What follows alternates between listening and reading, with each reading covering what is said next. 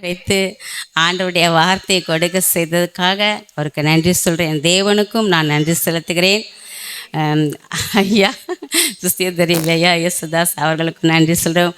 உடன் ஊழியர்கள் பெயர் தெரியாது அவர்கள் சபையார் அனைவருக்கும் வாலிப பிள்ளைகள் ஊழியர் சில பிள்ளைகள் யாவருக்கும் நான் என் நன்றியை சொல்கிறேன். ஆண்டவருக்கு ஸ்தோத்திரத்தையும் நன்றியை தெரிவித்துக் கொள்கிறேன். சபையை பார்த்தேன், ரொம்ப சந்தோஷமாக இருக்குது. சபையை பார்த்தா எல்லோரும் ரொம்ப அன்பாக அனுசரிக்கிறீங்க. எல்லோரும் ரொம்ப அன்பாக, இது மாதிரி நான் பார்த்தது கிடையாது. அன்புள்ள மக்களாக இருக்கிறீங்க. என்ன ஒன்றா எங்களுக்கு கொஞ்சம் பாஷை தான் தெரியல, அது மட்டும்தான், தமிழ் மட்டும்தான் தெரியுது.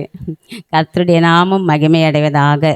கர்த்தருக்கு நன்றி செலுத்துவோம். ஆண்டவர் உங்கள் எல்லார் மேலேயும் தாகமாக இருக்கிறார். அதனால்தான் சிலுவையில் அவர் தொங்கும்போது நான் தாகமாக இருக்கிறேன் என்றார். தன்னுடைய ஜனங்களை பார்த்து தான் நான் தாகமாக இருக்கிறேன். என் பிள்ளைகளுக்கு யார் ஆறுதல் சொல்வார்கள், என் பிள்ளைகளை யார் மீட்பார், என் பிள்ளைகளை யார் ரட்சிப்பார் என்ற தாகம் அவருக்குள்ளே இருந்தது. இந்த உலகத்தில் ஆண்டவர் வந்த பொழுது அவரை எவ்வளவோ ஒரு நன்மைகளை செய்த தேவனாயிருந்தார். நன்மையை செய்து சுற்றி திரிந்தார். ஆனாலும் அவர் அநேக கயவர்கள் அவரை சிலுவையிலே அறைந்தார்கள். உங்களுக்காக தான் அவர் தன் சிலுவையிலே தன் ரத்தத்தை சிந்தி உங்களை மீட்டெடுத்தார். உங்களுக்காக தன் ஜீவனையை கொடுத்திருக்கிறார். உங்களுக்கு என்ன பாடுகள் வந்தாலும், எத்தனை போராட்டங்கள் வந்தாலும் நீங்கள் பயப்படவே தேவையில்லை. அவர் உங்களுக்காக தன் ஜீவனை கொடுத்திருக்கிறார். உங்களை அவர் மீட்டிருக்கிறார். நீங்கள் பயப்பட வேண்டிய அவசியம் இல்லை. உங்களை எத்தனை சத்துருக்கள் நெருக்கினாலும் நீங்கள் பயப்பட தேவையில்லை. கர்த்தர் உங்களோடு கூட இருக்கிறார். நீங்கள் பயப்பட வேண்டாம், கலங்க வேண்டாம்.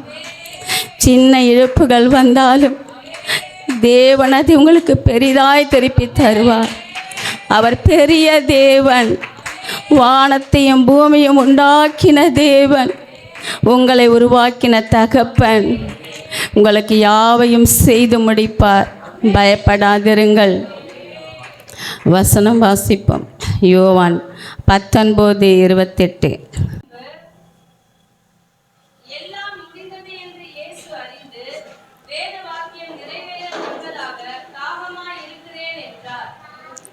ஆண்டவர் அந்த சிலுவையில் அந்த கடைசி நேரத்தில், அவர் ஜீவன் போகக்கூட அந்த கடைசி நேரத்தில் அத்தனை பாடுகள், அத்தனை வேதனை, அந்த சூழ்நிலையில் நான் தாகமாக இருக்கிறேன் என்றார்.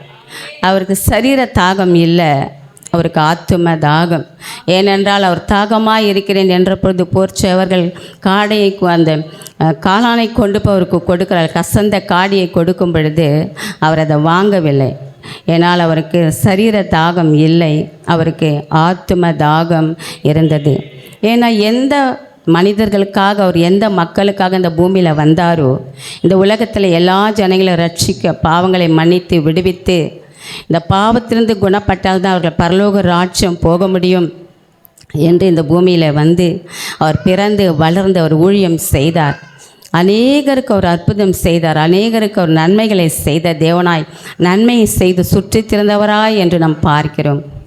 ஏன் அவர் அது சொன்னார், அந்த தாகமாக இருக்கிறேன். அப்படிப்பட்ட தேவனை அவர் சொந்த ஜனங்களே, எந்த ஜனத்திற்காக அவர் வந்தாரோ அந்த சொந்த ஜனங்களே அவரை சிலுவையிலே அறைந்தார்கள். அவர் சிலுவையின் அருகிலே நின்றிருந்த அந்த போர்ச்செவர்கள், பிரதான ஆசாரியர், வேத பாரகர், அந்த ஜனங்கள், அந்த எருசலேம் ஜனங்கள், அந்த எல்லாரையும் பார்த்து தான் அவர் என்ன சொல்கிறாரு, நான் தாகமாய் இருக்கிறேன் என்று அவர் சொன்னார். அவர் சொந்த ஜனங்களே, எந்த ஜனத்திற்காக வந்தாரோ அந்த ஜனங்கள் அவரை சிலுவையினால் அறைந்தார்கள். ஏன்னா ஆண்டவர் செய்த ஊழியத்தினாலே அவர்களுக்கு பொறாமை உண்டாகுது. ஆண்டவர் வந்த பிறகு இவர்கள் பின்பாக போன ஜனங்கள் ஆண்டவர் பின்பாக போகும் பொழுது இவர்களுக்கு கிடைத்த பெருமை, புகழ் எல்லாம் ஆண்டவருக்கு கிடைத்தது. ஆண்டவர் பின்னாடி அநேக ஜனங்கள் போனாங்க. அவர் அநேக ஊழியங்களை செய்கிறார், மக்களை உபதேசம் பண்ணுகிறார். இவருடைய வார்த்தையை கேட்டு இவர் பின்பாக அநேக ஜனங்கள் போகிறாங்க. அவர் மரித்தோரை எழுப்புகிறார், வியாதியுள்ளவர்களை சுகப்படுத்துகிறார், அற்புதங்களை செய்கிறார் என்று ஜனங்கள் அவர் பின்பாக போகும் பொழுது இந்த பிரதான ஆசாரியர், வேத பாரகர், பரிசேயர் இவர்களுக்கெல்லாம், அந்த ஜூத மக்களுக்கெல்லாம் ஒரு பொறாமை உண்டாகுது ஆண்டவர் மேல். ஆண்டவரை இந்த இடத்துலேருந்து எப்படியாவது அவர் அழிக்கணும், துரத்தணும் என்று அவர்கள் திட்டம் போடுகிறார்கள். அது மாத்திரமில்லை, ஆலயம், பரிசுத்தமான ஆலயத்தை அவர்கள் கல்லர் குகையாய் மாற்றுகிறார்கள். அதுதான் எருசலேம் தேவாலயத்தில் ஆண்டவர் போய் அங்கே வியாபாரம் செய்தவர்களை, ஆலயத்தில் விற்பனை செய்தவர்களை, அந்த பலகையெல்லாம் கழுத்து போட்டவர்களை அடித்து வெளியே துரத்துகிறார். என் பிதாவின் வீட்டை கல்லர் குகையாய் மாற்றுகிறீர்கள் என்று சொல்கிறார். என் பிதாவின் வீடு எல்லோருக்கும் ஜெப வீடு எனப்படும், இதை நீங்கள் வியாபார சந்தையாய் மாற்றுகிறீர்களே என்ற அந்த அவர் சொன்ன அந்த வார்த்தை அவர்களுக்கு நேர்ந்த அவமானம், நிந்தை. அவரை எப்பயாவது கொலை செய்யணும், இந்த இயேசுவை முடிவு கட்டணும், அந்த இயேசுவால் நமக்கு கெட்ட பேர் தான், இந்த இயேசுவால் நம்முடைய பெயர் புகழ் எல்லாம் அழியுதே என்று சொல்லி இவர்கள் அவர் மேல் ஒரு திட்டம் போட்டு பிலாத்துவிடத்தில் போய் சொல்கிறாங்க, இந்த இயேசுவை சிலுவையிலே அறையுங்கள் என்று சொல்லுகிறார்கள். அதற்கு பிலாத்து சொல்லுகிறார், அவரிடத்தில் என்ன குற்றம் கண்டுபிடித்தீர்கள் என்று பிலாத்து ராஜா கேட்கும் பொழுது அவர்கள் சொல்லுகிறார்கள், கலிலேயா நாடு தொடங்கி யூதா தேசம் வரை உபதேசம் பண்ணி ஜனங்களை கலங்கப்படுத்துகிறான் என்று சொல்லுகிறார்கள், குற்றம் சொல்லுகிறார்கள். மறுபடியும் என்ன சொல்கிறார்கள், அவன் தன்னைத்தான் கடவுள் என்று சொல்லிக்கொண்டு தேவ தூஷணம் சொல்லுகிறான் என்று சொல்லுகிறார்கள். இவன் பிசாசுகளை துரத்துகிறான், இவன் பிசாசுகளின் தலைவன் என்று சொல்லுகிறார்கள். இப்படி அவர் மேல் பல குற்றங்களை அவர் மேல் வைத்து அவர் பிலாத்தினிடத்தில் இவனை சிலுவையில் அறைய வேண்டும் என்று சொல்லுகிறார்கள். அப்படியும் பிலாத்து எத்தனையோ முறை அவரை விடுதலை பண்ண வேண்டும் என்று மனதாய் இருக்கிறார் பிலாத்து. ஆனால் அவரிடத்தில் ஒரு குற்றமும் நான் காணவில்லை, அவர் நீதிமான், அவர் பரிசுத்தவான் என்று பிலாத்து அவர்களுக்கு சொல்லுகிறார். ஆனாலும் இவர்கள் விடவில்லை. இந்த வேத பாரகரும் இந்த பரிசேயர் இவர்கள் எல்லாம் அந்த ஆசாரியர்கள் எல்லாம் சேர்ந்து நம்ம மக்களை தூண்டி விடுகிறார்கள். நீங்கள் போய் சொல்லுங்கள், ராஜாவின் இடத்தில் பிலாத்தினிடத்தில் சொல்லுங்கள், இந்த இயேசு எங்களுக்கு தேவையில்லை, எங்களுக்கு பரபாஸ் தான் வேண்டும் என்று போய் சொல்லுங்கள் என்று ஜனங்களை தூண்டி விடுகிறார்கள். இந்த ஜனங்கள் போய் அவரிடத்துல கூச்சலிடுகிறார்கள், கத்துறாங்க, எங்களுக்கு இயேசு தேவையில்லை, இந்த இயேசுவை சிலுவையிலே அறையுங்கள், எங்களுக்கு பரபாஸ் தான் வேண்டும், பரபாஸை விடுதலை பண்ணுங்கள் என்று கத்துறாங்க, கூச்சலிடுறாங்க. பிலாத்துவால் ஒன்றுமே செய்ய முடியல. சொந்த ஜனங்கள், எந்த ஜனங்களுக்காக அவர் வந்தாரோ அந்த ஜனங்களே அவரை சிலுவையில் அறைந்தார்கள். அதனால தான் நான் தாகமாக இருக்கிறேன் என்று சொன்னார். இந்த ஜனங்களை பார்த்து தான் ஏரோது ராஜா கூட ஆண்டவரை பார்க்க ஆசைப்படுகிறார் என்று பார்க்கிறோம். இயேசு என்பவர் இவ்வளவு அற்புதங்களை ஜனங்களெல்லாம் போய் ராஜாவிடத்தில் சொல்கிறாங்க. ஏரோது ராஜா கிட்ட சொல்லும் பொழுது இந்த மாதிரி இந்த இயேசு பின்னாடி எல்லா ஜனங்களும் போகிறாங்க, அவ்வளோ அற்புதங்களை அவர் செய்கிறார், மரித்தோரை எழுப்புகிறார், வியாதியுள்ளவர்களை சுகப்படுத்துகிறார் அப்படின்னு ராஜாவிடத்தில் ஏரோது இடத்துல போய் சொல்லும் பொழுதே அவன் ஆசைப்படுகிறான். ஏரோது ஆசைப்படுகிறான், இந்த இயேசுவை பார்க்க வேண்டுமே என்று ஆசைப்படுகிறான். ஆனால் ஆண்டவர் விசாரணைக்கு போகும்பொழுது தான் ஏரோது ஆண்டவரோடு கூட பேசுகிறார். ஆனால் இந்த சொந்த ஜனங்கள், அவர் இந்த ஜனங்களுக்காக தான் அவர் வந்தார், இந்த ஜனங்களுக்காகத்தான் அவர் பூமியில் பிறந்தார், வந்தார், நன்மைகளை செய்தார், எவ்வளோ அற்புதங்களை செய்தார், அடையாளங்களை செய்தெல்லாம் பார்த்த இந்த ஜனங்கள் இந்த இயேசு வேணாம் என்று அவரை புறம்பே தள்ளி அவரை சிலுவையிலே அறைந்தார்கள். அதனால தான் ஆண்டவர் ஜனங்களை பார்த்து அந்த வேதனையில், அந்த பாடு வேதனை, இந்த கடைசி நேரத்தில் இந்த ஜனங்களை பார்த்து தாகமாக இருக்கிறேன் என்று சொல்கிறார். ஏன்னா ஆண்டவருடைய உபதேசத்தை கேட்ட ஜனங்கள், அவருடைய வார்த்தை கேட்ட ஜனங்கள் பொல்லாதவர்களாக இருக்கிறார்களே, திருந்தவில்லையே, மனம் மாறவில்லையே, விடுதலை ஆகலையே, இந்த ஆத்துமாக்களுக்கு தானே நான் வந்தேன் இந்த பூமியில், இப்போ இந்த ஆத்துமாக்களை நான் மறிக்கிறேனே, என் இரத்தத்தை சிந்தினேனே, என் ஜீவனை கொடுத்தேனே என்று தாகமாக இருக்கிறேன் என்று ஆண்டவர் அழுதார்.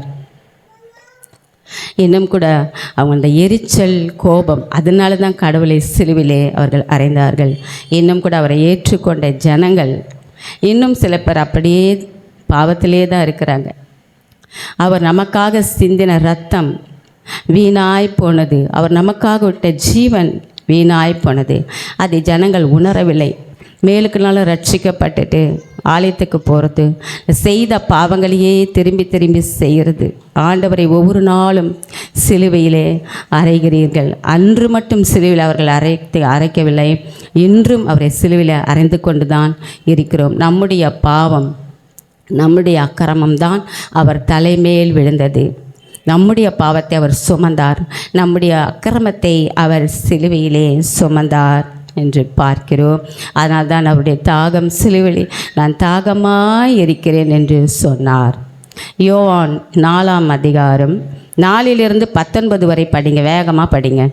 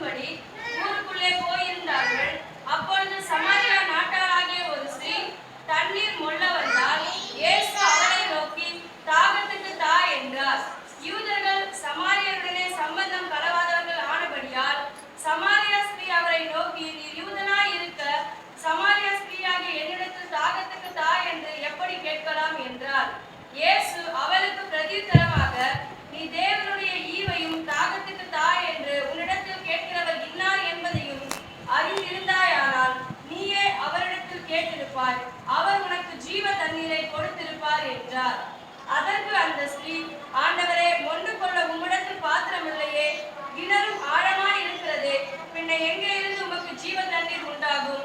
இந்த கிணற்றை எங்களுக்கு தந்த நம்முடைய பிதாவாகிய யாக்கோபை பார்க்கிலும் நீர் பெரியவரோ, அவரும் அவர் பிள்ளைகளோ அவர் மிருக ஜீவன்களும் இதிலே குடித்தது உண்டோ என்றார்.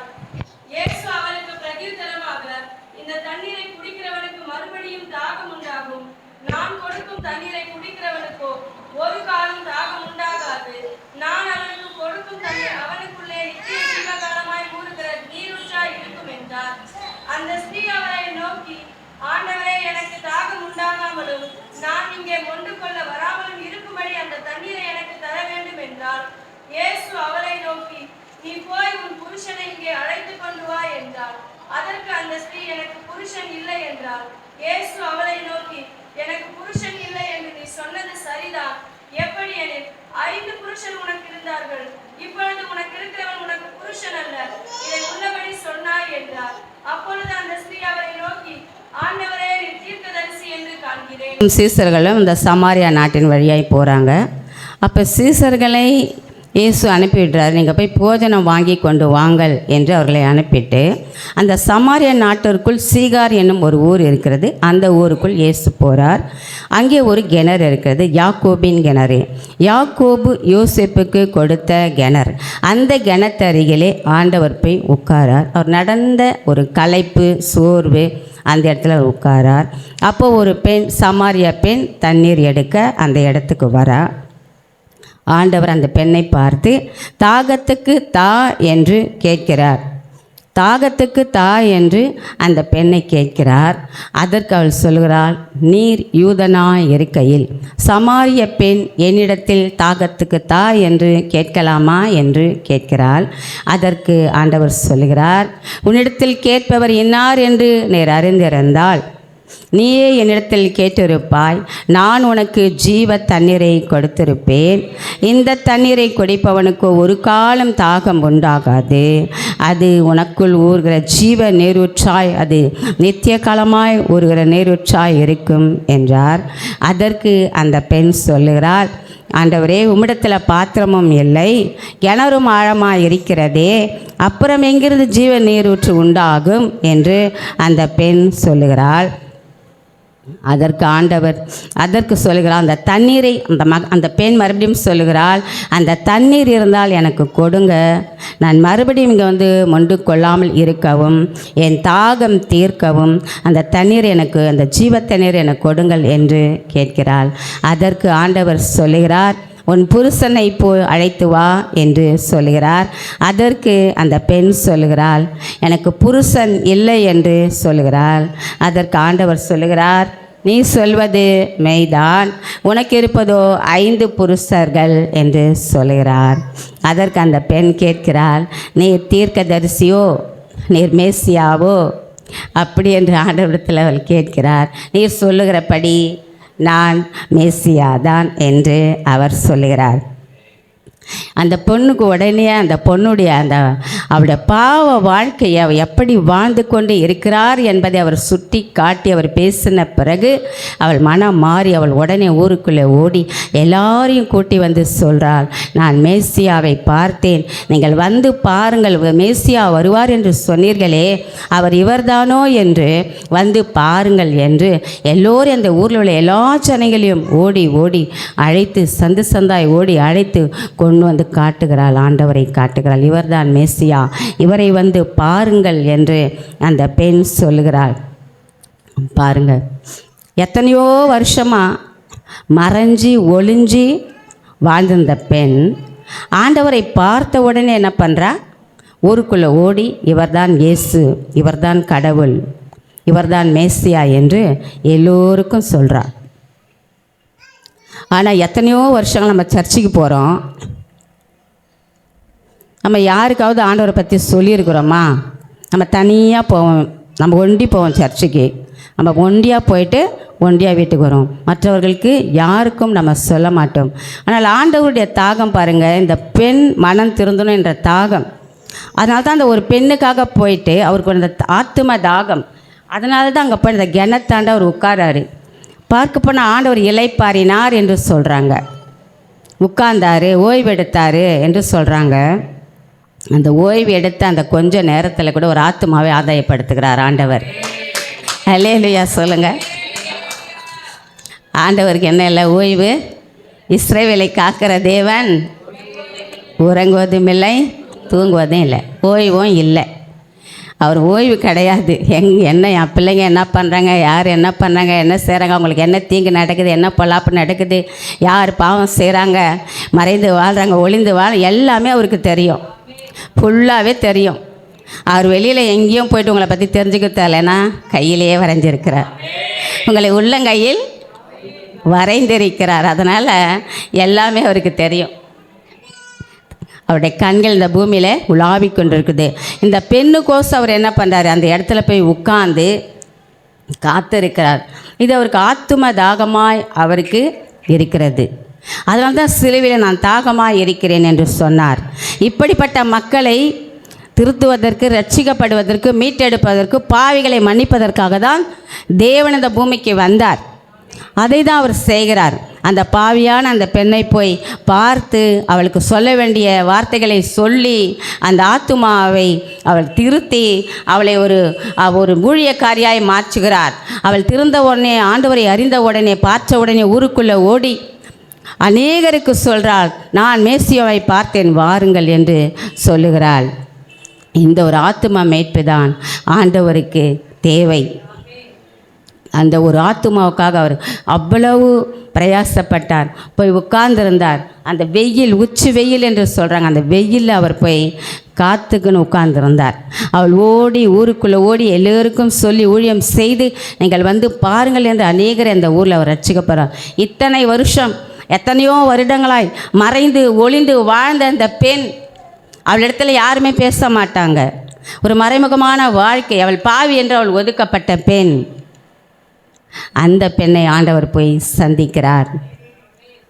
அவளுக்கு போய் ஆண்டவரை குறித்து அவள் சொல்லுகிறாள், நீ எப்படி வாழ்கிற, இந்த வாழ்க்கை வீணான வாழ்க்கை, இது பாவ வாழ்க்கை என்று அவளுக்கு உணர்த்துகிறார். ஆண்டவர் எடுத்து சொல்லுகிறாள். அவள் மனம் திருந்தி அவள் ஊழியம் செய்கிறாள் என்று பார்க்கிறோம்.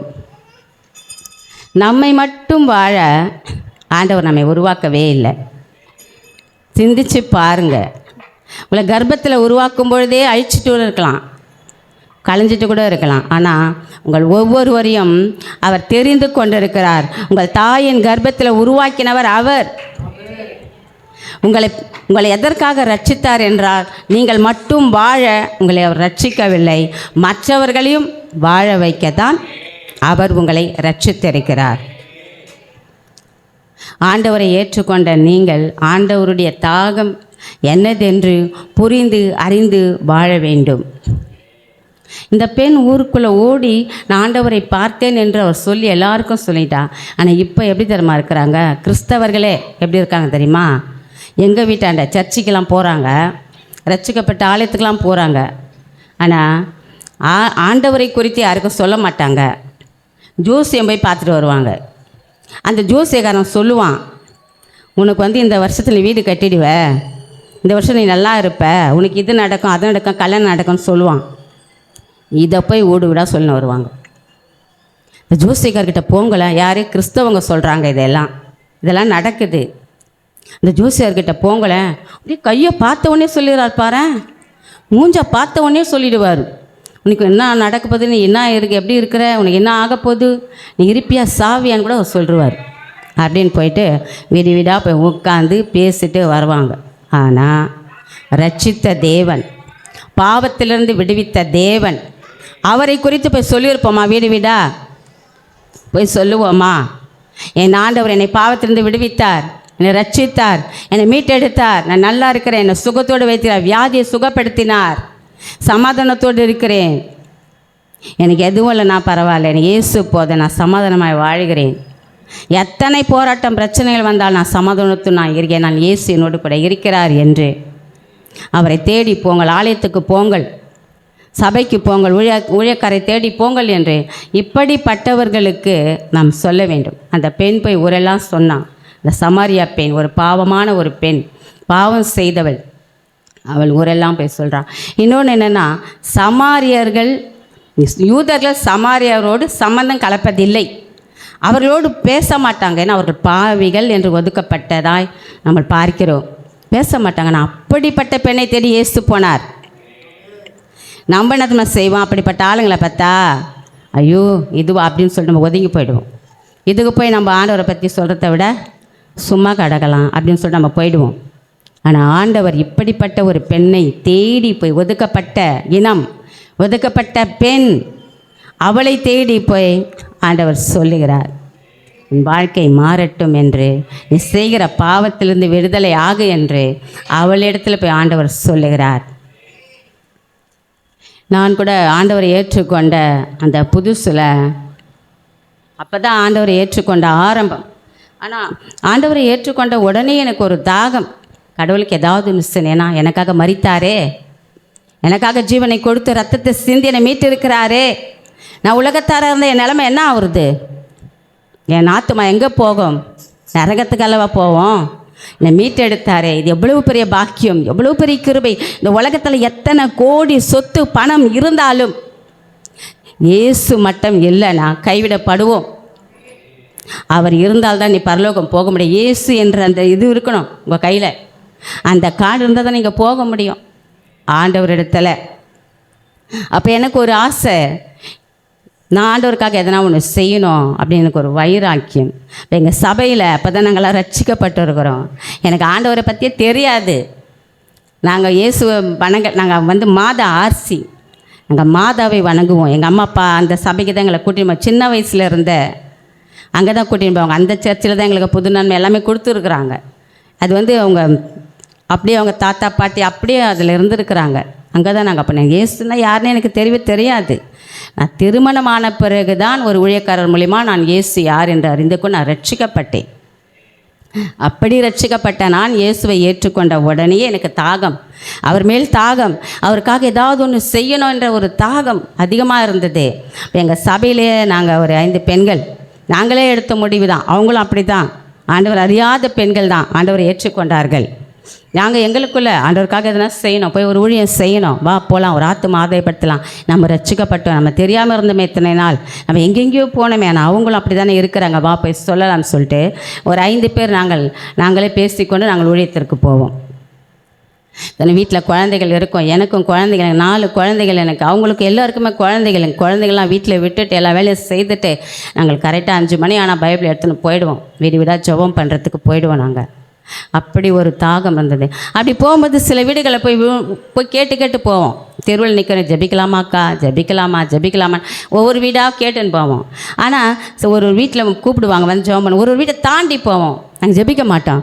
ஏன்னா அவங்க கிண்டல் பண்ணுவாங்க, எங்களை பார்த்தா முறைப்பாங்க, ஒரு மாதிரி பேசுவாங்க, சர்ச்சுக்கு போகிறவங்களை ஏளனமாக பேசுவாங்க. அப்படிப்பட்டவர்கள் துஷ்டமாக இருக்கிறார்கள் என்று அவங்க வீட்டில் நாங்கள் போய் ஜெபிக்க மாட்டோம். அந்த வீடுகளை தாண்டி போய் நாங்கள் ஜெபம் செய்வோம்.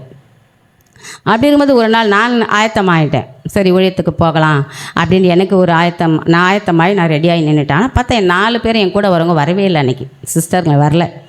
இப்போ நான் மட்டும் தனி எனக்குள்ளே ஒரு வாஞ்சை, திரும்பி வரக்கூடாது, போய் ஒரு வீட்டுனா போயிட்டு விசுவாச வீட்டுக்குனா போய் ஜெபம் பண்ணிவிட்டு வந்துடலாம். இது ஒரு பாரமாக இருந்தது எனக்கு, திரும்பக்கூடாது, ரெடி ஆகிட்டோம் போயிடலாம் அப்படின்னு சொல்லிவிட்டு நான் கிளம்பி போகும் பொழுது நான் போகிற வழியில் அந்த வீட்டை தாண்டி போகலாம் அப்படின்னு யோசிக்கும் போது அம்மா வெளியே நின்று இருந்தாங்க. அப்போ அந்த அம்மாவை பார்த்து கேட்கலாமா கேட்கக்கூடாது ஒரு யோசனை. அப்போ அந்த அம்மாவை பார்த்து நான் கேட்டேன், ஜெபிக்கலாமாக்கா அப்படின்னு நான் கேட்டேன். உடனே அவங்க வாமா அவன் ஜெபம் பண்ண சொன்ன. அப்படி சொல்கிறவங்கள அப்படி இல்லை, அப்படி சொல்லவே மாட்டாங்க. வாமா அவன் ஜெபம் பண்ணுமா அப்படின்னு சொன்னால் அவரை தனியாக வேறு இருந்தேன். அப்புறம் வாமான்னு சொன்ன, சரி கூப்பிட்றாங்கன்னு சொல்லிட்டு வீட்டுக்குள்ளே கூட்டின்னு போனாங்க. வாமா வீட்டுக்குள்ளே ஜெபம் பண்ணு. வீட்டுக்குள்ளே போனாங்க. மகள் உடம்பு சரியில்லாமல் படுத்திருந்தாங்க. ரொம்ப உடம்பு முடியாத சூழ்நிலையில் அவங்க மகள் படுத்திருந்தாங்க.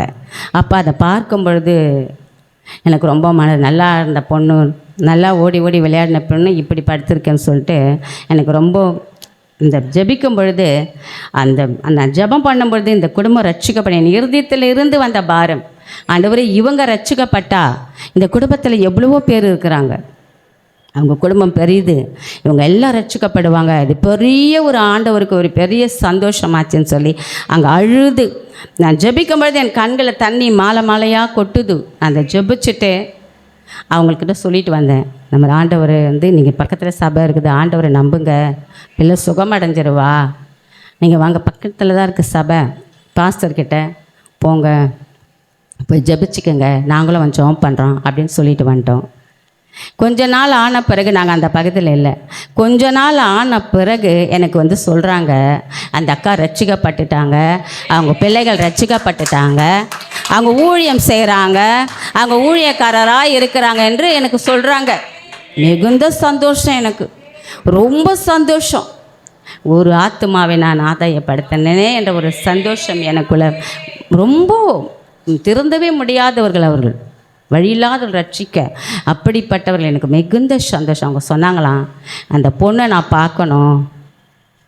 அந்த பொண்ணு அழுது ஜெபம் பண்ணிச்சுமா, அந்த பொண்ணு எப்படி இருக்குது, அன்னைக்கு அந்த பொண்ணு அழுது ஜெபம் பண்ணிட்டு போச்சு, அன்னைக்கு தான் நான் நம்பினேன், அன்னைக்கு நான் பாஸ்டரை தேடி போனேன், அன்னைக்கு தான் நான் ஜெபம் பண்ணினேன், அன்னிலிருந்து இயேசு தான் கடவுள் என்று, இன்றைக்கு நான் ஊழியம் செய்கிறேன் என்று அந்த பெண் சொன்னாள். பாருங்க, அன்றைக்கி அந்த வீட்டை நான் தாண்டி போய் தான் அந்த ஆத்துமா வீணாய் போயிருக்கும். இப்படிப்பட்டவர்களை தேடி போய் நாம் ஊழியம் செய்ய வேண்டும். இப்படிப்பட்டவர் சொல்ல வேண்டும். ரொம்ப கஷ்டப்பட தேவையில்லை. ஊழியனா நீங்கள் போயிட்டு குதிச்சு ஆடி பாடிலாம் சொல்லணும்னு அவசியம் இல்லை.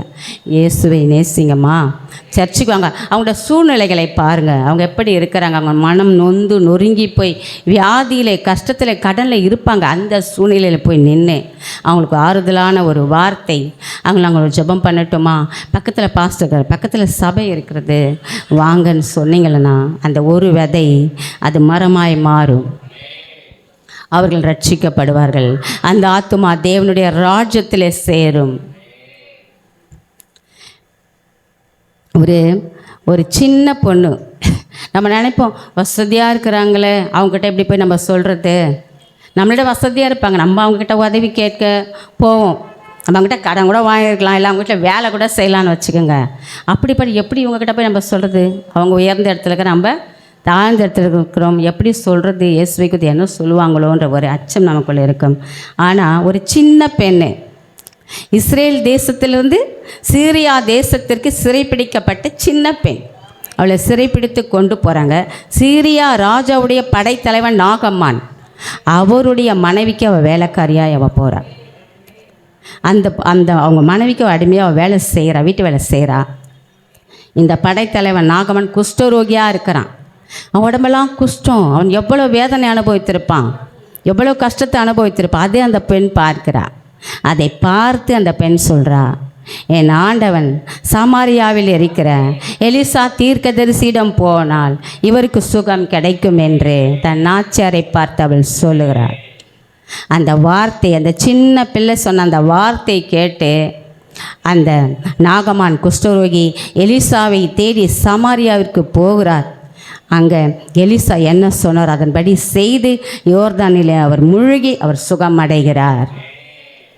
எவ்வளவு பெரிய அற்புதம், எவ்வளவு பெரிய மனுஷன் இல்லையா! ஒரு படைத்தலைவன், ஒரு ராஜாவின் பக்கத்தில் படைத்தலைவன், அவனுக்கு ஒரு சின்ன பொன் சுவிசேஷத்தை சொன்னது. அப்போ நம்ம சொல்லக்கூடாது ஆண்டவரை குறித்து, நம்ம பெருசாக சொல்ல போகிறோம். ஒரு ஜபம், ஒரு ஜபிக்கலாமாக்கா, வாங்கலங்க்கா, எங்கள் கூட நான் சும்மா தானே போகிறேன், இப்படி நம்ம சொல்லும் பொழுது அந்த ஆத்துமா மனம் திருந்தும். அதுதான் கர்த்தருடைய தாகம், அதுதான் கர்த்தருடைய விருப்பமாக இருக்கிறது. இதுதான் அவர் இதை தான் கேட்குறேன், தாகம். இந்த ஜனங்கள் அழிகிறாங்களே, எவ்வளோ ஜனங்கள் பாவத்தில் அழிகிறாங்களே, நன்மைக்கும் தீமைக்கும் வித்தியாசம் தெரியலையே, இப்படி அழிந்து போகிறாங்களே, உண்மைக்கும் பொய்க்கும் வித்தியாசம் தெரியாத அழிந்து போகிறாங்க. இப்போ ரொம்ப ஆண்டவரை ஏற்றுக்கொண்டவங்க ரொம்ப மோசமாக அழிந்து போகிறாங்க. அவங்க எல்லாத்தையுமே செய்கிறாங்க. அதெல்லாம் பார்க்கும்போது ரொம்ப வேதனையாக இருக்குது. அது ஆண்டவர் பார்த்தா எவ்வளோ வேதனைப்படுவார். அவர் பார்க்குறாரு, அவருக்கு எவ்வளோ வேதனையாக இருக்கும். மார்க்கு 11ஆம் அதிகாரத்திலிருந்து 21ஆம் வசனம் வரை படிங்கள். எருசலேமுக்கு சமீபமாய் சேர்ந்து ஒலிவமலைக்கு அருகான பெத்லகேம், பெத்தானியா என்னும் ஊர்களுக்கு வந்தபோது அவர் தம்முடைய சீஷரில் 2 பேரை நோக்கி, உங்களுக்கு எதிரே இருக்கிற கிராமத்திற்கு போங்கள். அதில் பிரவேசித்த உடனே மனுஷர் ஒருவரும் ஒரு காலும் ஏறியிராத ஒரு கழுதை குட்டி கட்டியிருக்க காண்பீர்கள். அதை அவிழ்த்து கொண்டு வாருங்கள். ஏன் இப்படி செய்கிறீர்கள் என்று ஒருவன் உங்களிடத்தில் கேட்டால், இது ஆண்டவருக்கு வேண்டும் என்று சொல்லுங்கள். உடனே அதை இவ்விடத்துக்கு அனுப்பிவிடுவான் என்று சொல்லி அவர்களை அனுப்பினார். அவர்கள் போய் வெளியே இருவழி சந்தியில் ஒரு வாசலருகே கட்டியிருந்த அந்த குட்டியை கண்டு அதை அவிழ்த்தார். அப்பொழுது இயேசு எருசலேமுக்கு வந்து தேவ ஆலயத்தில் பிரவேசித்து எல்லாவற்றையும் சுற்றி பார்த்து சாயங்காலம் ஆனபோது 12 கூட பெத்தானியாவுக்கு போனார். மறுநாளிலே அவர்கள் பெத்தானியாவில் இருந்து புறப்பட்டு வருகையில் அவருக்கு பசி உண்டாயிற்று. அப்பொழுது இலைகளுள்ள ஒரு அத்திமரத்தை தூரத்திலே கண்டு அதில் ஏதாகிலும் அகப்படுமோ என்று பார்க்க வந்தார். அத்திப்பழ காலமாய் இராதபடியால் அவர் அதனிடத்தில் வந்தபோது அதில் இலைகள் அல்லாமல் வேறொன்றையும் காணவில்லை. அப்பொழுது இயேசு அதை பார்த்து, இது முதல் ஒரு காலம் ஒருவரும் உன்னிடத்தில் கனியை புசியாதிருக்க கடவுள் என்றார். அதை அவருடைய சீஷர்கள் கேட்டார்கள்.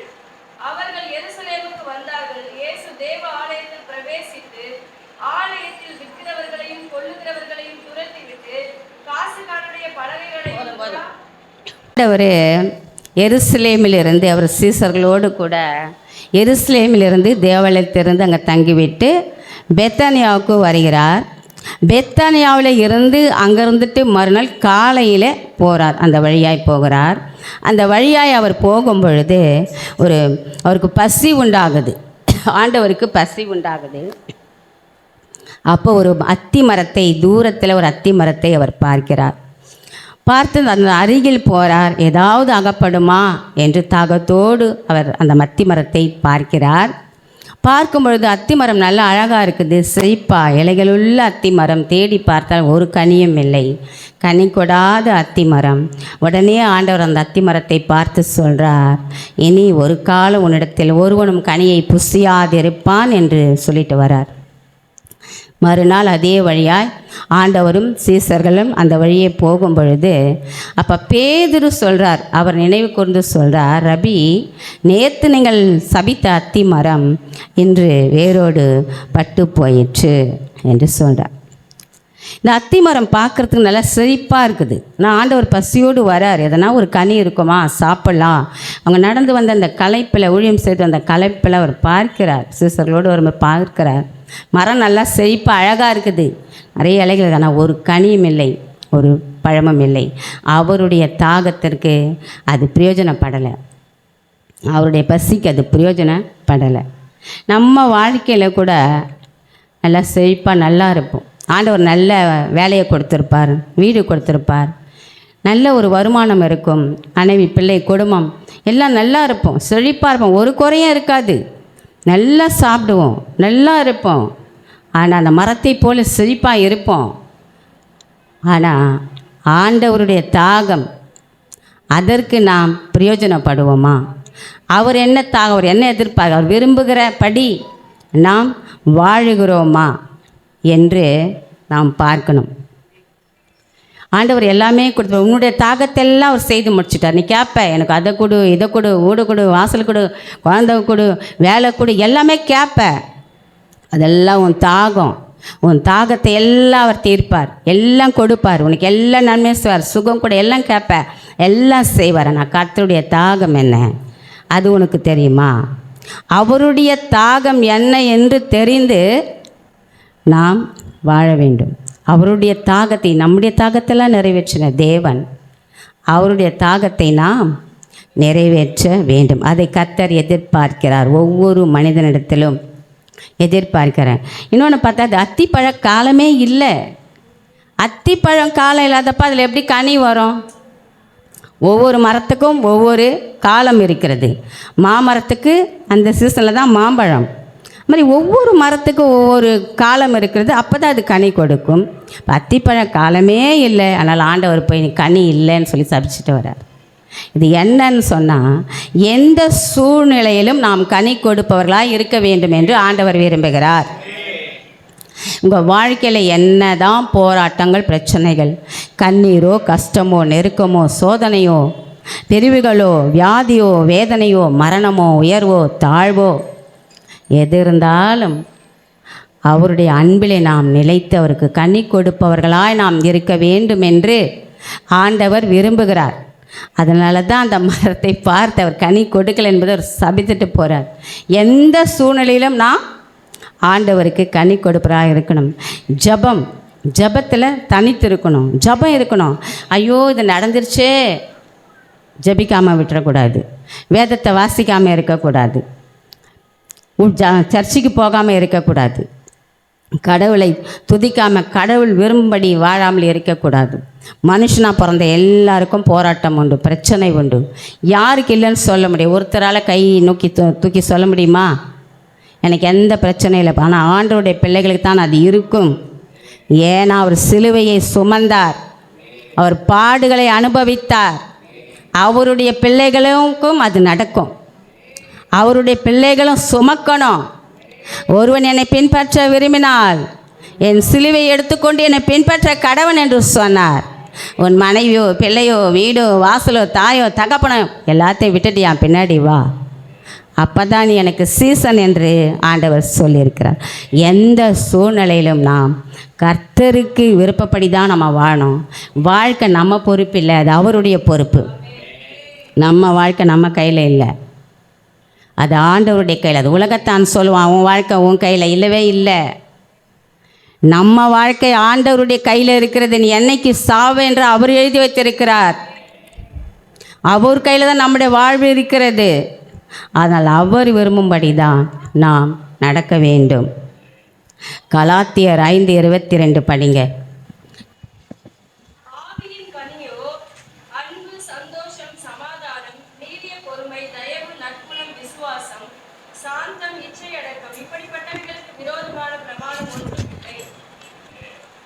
ஆவியின் கனி எத்தனை? ஆவியின் கனி 9. இந்த 9 கனிகளும் நம்மிடத்தில் இருக்கிறதா என்று பார்க்கணும். இதை தான் கர்த்தர் விரும்புகிறார். இந்த கனிகள் கனிகளும் நம்மிடத்தில் இருக்கணும். இதை ஆண்டவர் எதிர்பார்க்கிறார். இது கர்த்தருடைய தாகமாய் இருக்கிறது. நாம் கர்த்தருக்கு பிரயோஜனம் இல்லை என்றால் நமக்கு அந்த நிலைமை தான் நேரும். அந்த மரத்தை போல தான் நம்முடைய சூழ்நிலையும் இந்த நிலைமையும் உருவாகும். நாம் கர்த்தருக்கு கோபம் மூட்டுபவர்களாய் இருக்கக்கூடாது. கர்த்தருக்கு பிரியமானவர்களாய் விரும்பப்படி அவருடைய அன்பு செலுத்துகிற பிள்ளைகளாய் நாம் வாழ வேண்டும். நான் ஆண்டவரை தாகத்தோடு நான் தேடும் பொழுது, நான் ஆண்டவரை நான் ரட்சிக்கப்பட்ட உடனே கொஞ்ச நாள் தான் ஆகுது. நான் ஏசாமி ஏற்றுக்கொண்டு கொஞ்ச நாள் தான் ஆச்சு. அப்போது சபையில் அப்போ தான் போகிறோம், கொஞ்ச நாள் தான் இருக்கும். பைபிள்லாம் சரியாகவே நான் வாசிக்கலை, எனக்கு பைபிளை பற்றி தெரியாது. அதுபோல் அப்போல்லாம் எனக்கு பைபிள் படித்தா அதனுடைய வார்த்தைகளே புரியாது. எனக்கு சில வார்த்தைகள் புரியாது, அந்த கதைகள் புரியாது, எதுவுமே எனக்கு புரியாது. அப்படிப்பட்ட நேரத்தில் சர்ச்சில் இதே போல் என்னை 7 வார்த்தையில் ஒரு வார்த்தை கொடு என்று சொன்னாங்க. அப்போ நான் சொன்னேன், ஐயோ எனக்கு ஒன்றுமே தெரியாது பாஸ்டர், என்னை போய் கொடுக்க சொல்கிறீங்களே, எனக்கு பயமாக இருக்குது அப்படின்னு சொன்னேன். இப்போ என் கூட ஊழியம் பண்ணுற சிஸ்டர்கள் சொன்னாங்க, கொடு, நாங்களும் தான் கொடுக்க போகிறோம், சும்மா ஒரு வார்த்தை சொல்லிவிட்டு பைபிளை வாசிச்சுட்டு ஒரு பாட்டை பாட்டு வந்துடலாம், வா எல்லோரும் கொடுக்க சொல்கிறாங்க அப்படின்னு சொன்னாங்க. அப்போ எனக்கு ரொம்ப பயமாக இருந்தது. சரி இவங்க எல்லாம் வற்புறுத்துறாங்களேன்னு சொல்லிட்டு சரி கொடுக்கலாம் என்பது எனக்கு இதே வார்த்தை 5ஆம் வார்த்தை தாகமாக இருக்குன்னு கொடுத்தார் பாஸ்டர். அப்போ எனது இதெல்லாம் எடுத்து நான் படித்தேன். இதில் வேதத்தை எடுத்து பிரட்டி படித்து இது எப்படி செய்துக்கணும் தெரியலையேன்னு சொல்லிட்டு எடுத்து எல்லாம் எழுதி எல்லாம் வச்சுட்டு அன்றைக்கி இரவெல்லாம் நான் எடுத்து படிக்கிறேன். படிச்சுட்டு செய்தி எடுத்து வைக்கிறேன், நாளைக்கு கொடுக்கணும் என்ன பண்ணுறதுன்னு சொல்லிவிட்டு ரொம்ப பயம் வேறு எனக்கு. ஆனால் வார்த்தைகள்லாம் கொஞ்சம் கொஞ்சம் எடுத்து எழுதி வச்சுட்டேன், சரி நாளைக்கு போய் பேசலாம் அப்படின்னு. இப்போ எனக்கு ஒரு எண்ணம் என்ன வந்ததுன்னா, இந்த வார்த்தைக்கேற்ற ஒரு பாடலை நாம் எழுதணும். ஆனால் எனக்கு ஒன்றுமே தெரியாது அப்போலாம், பாடல் எழுதுறதோ இல்லை வேதத்தில் உள்ள வார்த்தைகளோ அர்த்தங்களோ ஒன்றுமே எனக்கு தெரியும். எனக்கான அந்த எண்ணம் வந்தது, அந்த தாகம் எனக்கு இருந்தது, நல்ல வார்த்தையாக கொடுக்கணும், நல்ல பாடலாக பாடணும், மக்களுக்கு அது பிரயோஜனமாக இருக்கணும் அப்படின்னு எனக்குள்ளே அந்த தாகம் வந்ததால் அந்த நைட்டெல்லாம் அந்த வார்த்தையெல்லாம் எழுதி வச்சுட்டு ஒரு பாடல் ஒன்று நான் எழுதினேன். நானே ஆண்டவர் சிலுவையில் அறிந்தாங்களே இதெல்லாம் யோசிச்சுட்டு இப்போ ஃபஸ்ட்டு பாடினலையே அந்த பாடல் நான் எழுதினேன். அதுதான் முதல்ல எழுதின பாடல். அந்த பாடல் நான் எழுதிட்டுலாம் நான் நல்லா ஒரு மணி இருக்கும். அப்போ தான் எனக்கு அப்போல்லாம் இந்த மனப்பாடம் பண்ணினே இருந்தேன். அப்போல்லாம் இந்த ரெக்கார்ட் பண்ணுறது அதெல்லாம் இல்லை, செல்லில். அப்போது மனப்பாடம் பண்ணிக்கினே தூங்குறேன் அந்த பாட்டை, தாகமாக இருக்கிறேன் தாகமாக இருக்கிறேன் தாகமாக, அதே சொல்லி சொல்லி சொல்லி மனப்பாடம் பண்ணிக்கினே தூங்கிட்டேன். நல்லா தூங்கிட்டு இருக்கிறேன். தூங்கிட்ட பிறகு ஒரு 3 மணி இருக்கும், ஒரு சத்தம் ஒன்று கேட்குது, டெய்ஸி எழுந்துரு, ஏசாயா 53 போய் படி அப்படின்ற ஒரு சத்தம் கேட்டுச்சு, ஒரு ஆண் குரல் கேட்டுச்சு. அப்போ உடனே நான் எழுந்தேன். ஏதோ ஒரு சத்தம் கேட்குது, யாரும் சொல்கிறான்னு சொல்லிட்டு எனக்கு அது ஒன்றுமே புரியல. திடீர்னு ஓடினேன், அந்த சத்தம் கேட்டுச்சு, அந்த வார்த்தை வந்தோடனே ஓடினேன், பைபிளை திறந்தேன், படித்தேன் ஏசாயா 53. அப்போ அதில் நான் உனக்காக நொறுக்கப்பட்டேனே, நானும் பாடுபட்டனே, உனக்காக நான் ரத்தம், அவருடைய பாடுகள் அதில் இருந்தது. நான் அப்போ தாங்க அந்த ஏசாயா 53 பார்த்தேன். இது வரைக்கும் பைபிள் அந்த அதிகாரத்தில் அந்த வார்த்தைகள் இருக்குது, கர்த்தர் பாடுபட்டது இருக்குன்னு தெரியவே தெரியாது. அப்போ தான் நான் யோசித்தேன், நைட்டெல்லாம் நான் கண் விழிச்சு என் ஆண்டவருக்கு தாகமாக நான் அந்த வார்த்தையெல்லாம் எழுதி ஒரு பாடல் எழுது, தாகமாக இருந்தேனே, அது என்னை கர்த்தர் பார்த்துருக்கார். அதனால தான் என்னை குரல் கூட டெய்ஸி எழுந்துருன்னு என்ன சொல்லி இந்த வேதத்தை வாசி என்று சொன்னார். அன்னைக்கு தான் நான் ஆண்டவருடைய சத்தத்தை கேட்டேன். அன்னையிலிருந்து எனக்கு இந்த பாடல் எழுதுகிற கிருபை கர்த்தர் கொடுத்தார். 250 பாடல்களுக்கு மேலே நான் எழுதி வைத்திருக்கிறேன். எல்லாவற்றிற்கும் பாடல் எழுதி வைத்திருக்கிறேன். கிறிஸ்மஸ்க்கு கேரலுக்கு பாடல் எழுதி வச்சுருக்கிறேன், மரித்தவர்களுக்கு பாடல் எழுதி வச்சுருக்கிறேன், 7 வார்த்தைக்கு பாடல் எழுதி வச்சு எல்லாவற்றிற்கும் பாடல் எழுதி வச்சுருக்கிறேன். எப்படி இந்த வரம் எனக்கு கொடுக்கப்பட்டது எனக்கே ரொம்ப ஆச்சரியம். நான் ஆண்டவரை தாகத்தோடு நான் தேடினேன். இன்னும் அவர் மேலே எனக்கு தாகம் இருக்குது, என்னால் நடக்க முடியல. இல்லைன்னா எனக்கு ரொம்ப ஆசை, போயிட்டு தெருவா நான் ஆரம்பத்தில் அப்படி தான் ஊழியம் செய்தேன். தெருவா நின்று போய் பாடுவேன், எல்லாரும் கூச்சப்படுவாங்க, நானே மோளம் அடிப்பேன், நானே பாட்டு பாடுவேன். அதுக்காக தான் என்னை கூட்டின்னு போவாங்க. எனக்கு ரொம்ப ஆசை ஆண்டவர் ஊழியம். என்னால் நடக்க முடியாத போனதுனால நான் அந்த ஊழியங்களை செய்யவில்லை, நிறுத்திட்டேன். ஆனால் பாடல் எழுதுகிறேன். இந்த பாடல்களை பசங்க அந்த யூடியூப்பில் போடுறாங்க, பார்க்கட்டும். இதுலையாவது ஒரு 10 பேர் திருந்துவாங்க, ஒரு 10 பேருக்கு அது பிரயோஜனமாக இருக்குமே. ஒரு ஆத்மா ரட்சிக்கப்பட்ட எனக்கு போதும், அவர் கொடுத்தது அவருக்காக நான் செய்யணும் அப்படின்ற அந்த தாகம் எனக்கு. நான் தாகத்தோடு தேடினால தான் என்னை அவர் அந்த வரங்களை கொடுத்து என்னை அபிஷேகம் பண்ணினார். நான் ஊழியம் பண்ணும்போது எல்லார் வீடையும் போய் சந்தித்து ஒரு வீடாக பார்த்து நான் ஜெபம் பண்ணும்பொழுது, நம்ம விசுவாசிகள் வீட்டில் நிறைய பிரச்சனைகள் இருக்கும், சர்ச்சுக்கு போவாங்க, கஷ்டம் இருக்கும், எல்லாம் சொல்லுவாங்க, அழுவாங்க, எல்லாம் அழுவாங்க. இந்த மாதிரி இருக்குதுமா, அந்த பையன் சரியில்லை, அந்த பொண்ணு சரியில்லை, வேலை இல்லை, உடம்பு சரியில்லை, இன்னும் ரொம்ப கஷ்டமாக இருக்குது, கடங்காரங்க வந்து வாசலில் நிற்கிறாங்க, வந்து சண்டை போடுறாங்க, அவமானமாக இருக்குது, செத்துலாம் போல இருக்குது, இப்படிலாம் சொல்லுவாங்க. அதனால் போய் தினமும் போயிட்டு ஒரு வீடாக போயிட்டு ஜெபம் பண்ணிவிட்டு எல்லாம் வருவேன். அவங்களுக்கு சொல்லிட்டு வருவேன், பைபிள் எடுத்து வாசிப்பேன், பயப்படாதீங்க, நீங்கள் பைபிள் படிங்க, ஜெபம் பண்ணுவேன். நான் ஒரு வீட்டுக்கு தொடர்ந்து போய் ஜெபிக்கும் பொழுது அவங்கள பார்க்கும் பொழுதெல்லாம் அவங்க வாயில் பொடி தான் இருக்கும், எப்பவுமே இருக்கும். மாணவர் பிள்ளைங்க இன்னும் கூட அந்த பழக்க வழக்கம்லாம் விடாமல் இருக்கிறாங்க, பொடி போட்டுன்னு இருப்பாங்க. அப்போ நான் சொல்லுவேன், இந்த பழக்கத்தை விட்டு, இது ஆண்டவருக்கு பிடிக்காது, நீ ஜெபிச்சா தானே உனக்கு ஆண்டவர் எல்லாம் செய்வார், நீ இது இருந்தால் வாயில் எப்படி ஜெபம் பண்ணுவேன், எப்படி ஆண்டவரோடு பேசு, இந்த பழக்கத்தை விட்டுடு அப்படின்னு சொன்னேன். அவங்க என்ன பண்ணாங்க, திடீர்னு கொடுக்குன்னு ஓடி பைபிளை கொண்டு நான் பேசுனதெல்லாம் அவங்க மாறிட்டாங்க. அப்படியே அன்னைக்கே புது சிஸ்டாக மாறிட்டாங்க அவங்க. உடனே ஓடி பைபிளை கடகடன்னு எடுத்துன்னு வந்து அப்படியே டப்புன்னு சத்தியம் பண்ணிட்டாங்க பைபிள் மேலே. இனிமேல் இந்த பொடியை நான் போட மாட்டேன், நீங்கள் வேணா பாருங்கள், அடுத்த வாட்டி வரும்போது பாருங்கள் நான் எப்படி இருக்கிறேன் என்னை பாருங்கள் அப்படின்னு சொன்னாங்க. நான் சொன்னேன், இந்த மாதிரி சத்தியம் பண்ணக்கூடாதுமா, ஆண்டவர் வானத்தின் பேரிலும் பூமியின் பேரிலும் சத்தியம் பண்ணாது, அப்படியே வானம் அவரது சிங்காசனம், பூமி அவருடைய பாதப்படி சத்தியம் பண்ணக்கூடாது, தவறு அப்படின்னு நான் சொன்னேன். சரி நீ திருந்தனா எனக்கு போதும், இந்த பழக்கத்தை விட்டுட்டு நீ ஜெபம் பண்ணு, கடவுள் கொஞ்சம் கொஞ்சமாக எல்லாத்தையும் சரி பண்ண மாற்றுவேன்னு சொல்லிட்டு நான் வந்துட்டேன். ஒரு வாரம் கழித்து நான் போகிறேன், ஸ்தோத்திரம் பண்ணுறேன், வாயில் வச்சுருக்காங்க, அப்படி மூணு சொல்கிறாங்க. எனக்கு சிரிப்பு வந்துச்சு. என்னம்மா இருக்குது வாயிலன்னா, பொடி தான் போட்டுன்னு இருக்கிறாங்க. அன்றைக்கி அவ்வளோ அவசரப்பட்டுட்டு பைபிளை கொண்டு வந்து சத்தியம் பண்ணேன், விட்டுரு வேணேன், இப்போ திரும்ப இப்படியே இருக்கிறேன், என்னால் விட முடியல, இந்த பாவத்தை விட முடியல, இந்த பழக்கத்தை விட முடியலன்றாங்க. இன்னும் ஆண்டவர் பிள்ளைங்க இப்படி தான் இருக்கிறாங்க, இன்னும் மாறவே இல்லை. பழைய வாழ்க்கை அப்படியே தான் இருக்குது, பழைய பாவம் அப்படியே தான் இருக்குது. ரட்சிக்கப்பட்டோம், ஆலயத்திற்கு போயும் இப்படி தான் இருக்கிறாங்க, மாறாமல் இருக்கிறாங்க அவங்கெல்லாம். இவர்கள் பார்த்து தான் ஆண்டவர் நான் தாகமாக இருக்கிறேன் என்று சொன்னார். அதே மாதிரி ஒரு சிஸ்டர் ஒருத்தர் செய்தி கொடுக்க வராங்க. செய்தி கொடுக்குறவங்க வந்து ஆண்டவருக்கு பயந்து பக்தியாக செய்தி கொடுக்கணும். ஆண்டவருடைய வார்த்தை நேரலையில் கொடுக்க போகிறாங்க. ஆகையால் அவங்க போயிட்டு பார்லருக்கு போயிட்டு மேக்கப் பண்ணின்னு வந்து செய்தி கொடுக்குறாங்க. இது எனக்கு சுத்தமாக பிடிக்கல. நீங்கள் கொடுக்க போகிறது ஆண்டவருடைய வார்த்தை, இதற்கு எதற்கு நீங்கள் வந்து பார்லருக்கு போயிட்டு மேக்கப் பண்ணி அந்த முடியெல்லாம் சுருட்டிக்கின்னு லிப்டிக் போட்டு எதுக்கு கொடுக்குறீங்க? இதெல்லாம் வீட்டில் பெண்களுக்கு ஆசை இருக்கும், அதெல்லாம் வீட்டுக்குள்ளேயே செய்யணும். இங்கே வெளியில் போனால் எதாவது நிகழ்ச்சிக்கு போனால் அப்போ சரி இதை செய்யக்கூடாது. இப்படிப்பட்டவங்களை பார்த்தா ஆண்டவர் துக்கப்படுறாரு. ஒரு அம்மா பாட்டு போட்டிருக்காங்க, அந்த பாட்டில் அந்த ஒரு புடவை அந்த முந்தானை கொஞ்சம் தான் இருக்கும், அந்த முந்தானில் ஒரு 10 புடவையை தைச்சி அந்த புடவை பரண்டுன்னு போது அந்த அம்மா நடந்து போகிறாங்க. இப்படி நம்ம வந்து இந்த ஊழியம் செய்கிறது மற்றவங்க ரட்சிக்கணும்னு பாட்டு வெளியிடுறோம், மற்றவங்க குணப்படணும் ரட்சிக்கணும் விடுதலை அனுப்புகிறோம். ஆனால் நம்மளை பார்த்து அவங்க ரட்சிக்கப்பட மாட்டாங்க, செய்கிற அதே பாவத்தில் தான் இன்னும் அதிகமாக செய்வாங்க. இப்படிப்பட்ட ஜனங்களை பார்த்து தான் ஆண்டவர் துக்கப்படுறார். இன்னும் நான் தாகமாக இருக்கிறேன் என்றார். ஒரு ஊழியம் சொன்னால் அது யாராக இருந்தாலும் ஒரு தாழ்மையும் ஒரு பணிவும் இருக்கணும். இதை தான் கர்த்தர் நம்மிடத்தில் எதிர்பார்க்கிறார். இப்போ வாலிப பிள்ளைங்க ரொம்ப கெட்டு போச்சு, சின்ன பிள்ளைங்க கூட ரொம்ப கெட்டு போச்சு. இப்போ நிறைய பார்க்கும்போது இப்போ ரொம்ப சினிமா பைத்தியம் எடுத்துக்கின்னு ரொம்ப பிள்ளைங்க கெட்டு போய் ஓடி சாவுறாங்க, எவ்வளவோ மரணங்கள் உண்டாகுது. அந்த வீடுகளில் எவ்வளவோ துக்கம் இருக்கும். ஒரு சின்ன பொண்ணு சொல்லுது, படிக்கிற பொண்ணு சொல்லுது, விஜய் படமே போடல, வீணாக போன படத்தெல்லாம் போடுறாங்கன்னு சொல்லுது. படிக்க வேண்டிய வயசில் இந்த பிள்ளைகள் எவ்வளவு வீணாக போகிறாங்க பாருங்கள். எவ்வளவு இந்த ஆத்துமாக்கள் அழிந்து போகுது.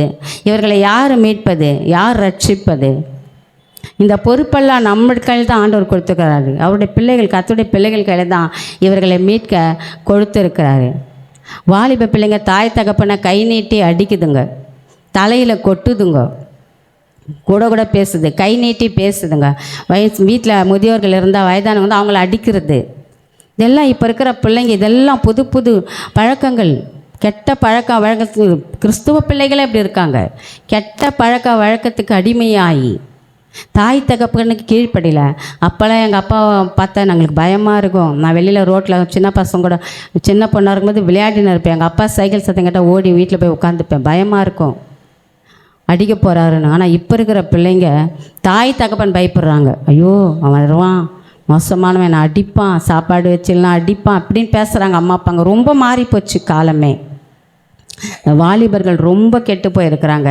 இப்படிப்பட்ட பிள்ளைகளையெல்லாம் நம்ம திருத்தணும்.